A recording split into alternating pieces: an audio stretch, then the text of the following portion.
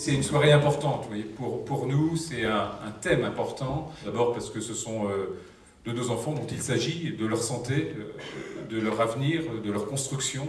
Et on verra combien il est important que sur ces sujets, on ait justement les bons conseils, les bons enseignements, les bonnes attitudes, les bons comportements, comme adultes, comme parents, comme éducateurs. Comment on peut finalement apprivoiser, canaliser, intégrer le plus intelligemment possible ces outils et veiller à ce que voilà, ces outils contribuent à leur épanouissement. C'est une première conférence que l'Espace Santé Jeunes a voulu organiser. Comme vous savez, nous sommes très attachés à la politique que nous menons vis-à-vis de la jeunesse et de nos adolescents. Donc on a d'abord, il y a 1 an et demi, ouvert l'Espace Santé Jeunes, avenue du Roule. Et là, on a voulu dépasser un peu cette étape en ouvrant à la population un débat sur un sujet qui intéresse, je crois, beaucoup de monde, les pratiques numériques des jeunes. Comment se place Internet finalement dans la relation des parents avec leurs enfants, dans la relation des enseignants avec les enfants à l'école. Et puis globalement, dans notre vie de tous les jours, Internet a énormément bouleversé les relations sociales. Donc c'est un vrai réflexe de parentalité et c'est le rôle des parents d'éduquer les enfants à l'usage d'Internet. Et eux-mêmes doivent finalement se mettre dans le bain avec tous ces sujets-là et ne pas en avoir peur. C'est la première fois que je participe à une soirée de ce type, en tout cas organisée par la ville. J'ai trouvé ça bien, les intervenants de qualité qui répondaient aux questions qui étaient très ouvertes.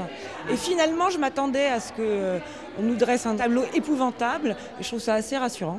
Excellente soirée, tout à fait intéressante, c'est vraiment de qualité, très vivante aussi. Moi j'ai appris beaucoup de choses sur le numérique, sur l'usage qu'on en fait, sur les dangers, sur le rôle de parents, sur plein de sujets finalement qui sont dans la vie de tous les jours des parents et des ados. Et j'adorais, j'ai trouvé ça extrêmement intéressant et extrêmement vivant.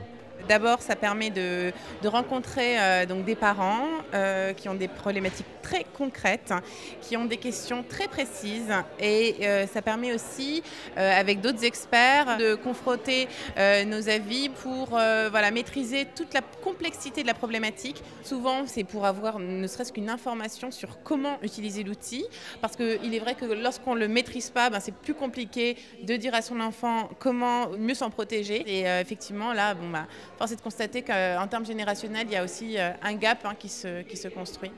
En tant que professionnelle, ça me permet d'avoir des ressources intéressantes qui peuvent me servir pour proposer aux jeunes en difficulté, etc. Donc de connaître des partenaires, puisque je travaille auprès de jeunes qui viennent d'horizons complètement différents, de villes différentes, etc.